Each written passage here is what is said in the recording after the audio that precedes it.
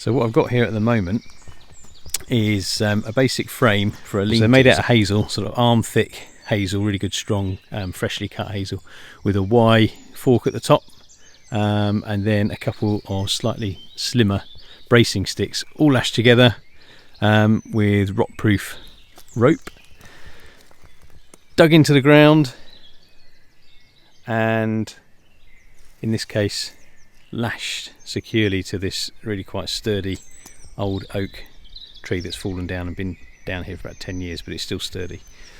Off, and then put a big old canvas tarp across that ridgepole to give us some cover. And for small groups, an open fronted canvas covered shelter like that will be perfect. So I lit the fire first thing when I turned up, put the kettle on, and I've had a brew and that's just chugging away now by itself. I've got my tool bag, my big saw, ooh, there. I've got my rucksack full of my usual Gumpf warm clothes, waterproof bits and bobs, big old canvas tarp, a basket with a load of food and a bit of brew kit in. Yum yum.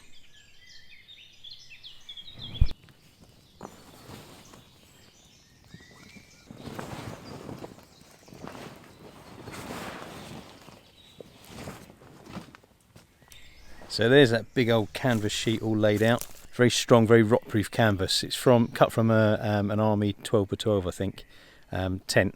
And the company that I got it from, which I can't remember now off the top of my head, they cut each end off. At each end of these big sheets, they have like a sort of window panel. And there's a lot going on there, and it's not particularly good, really, for a woodland shelter. So just to get a nice, clear rectangle of canvas, they cut those bits off. However, if you look at the end here, that's just a raw edge, and I didn't realise that was going to be like that. And looking at the state of it, that was a Friday afternoon job, I reckon. So I'm going to go along and tidy that up.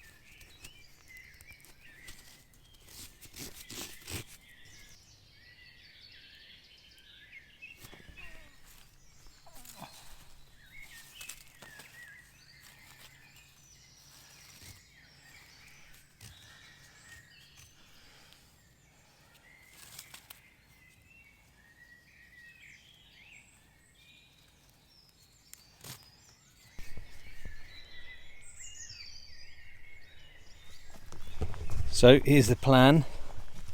I've got this very straight bit of hazel, thick bit of hazel with a forked end that I've slid up into this channel that's already sewn in on the tent, and I had to cut it halfway up so that it would go through, but it just about fitted through, and it stops where you can see the pole ends on the ridge. Can't go any further because there's another seam there, and at this end where the fork is, I've lashed it through an eyelet that was there to this end. So that big long rigid pole is well and truly stuck in the canvas, and now it's sort of integral to the canvas, so it's like a fixed ridge pole. So what I'm going to do is, I've got two big thick forked hazel sticks here, and they're interlocking, and I'm going to hoist that up so that it forms a sort of V joint, and in it will be trapped the protruding end of that ridgepole with a bit of this rope wrapped around it, so that it tightens as I push it up into an A-frame, and then once it's in position as an A-frame, giving me a central ridge that runs down the middle of that tarp to allow rainwater to run off either side, I'll lash it all in place, peg it down, all the while try not to set fire to it, and I think that'll work.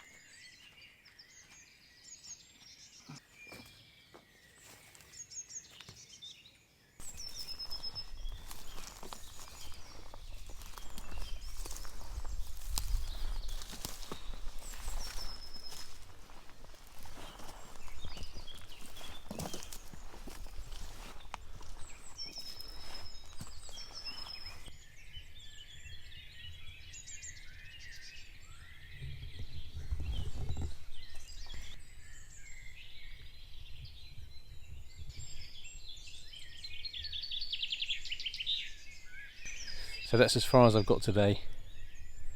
The shelter's up, it's sturdy, gives me a good sheltered workspace. But the midges are nibbling and the fire's gone out. So I'm going to clear up and clear off. And then next time I'm going to close in that side wall with woven hazel, and maybe even that little low bit across the back there. And we'll use some of this ash to make some seating, some three-legged stools and a four-legged bench and maybe a sawhorse if we get the time. I'll see you then.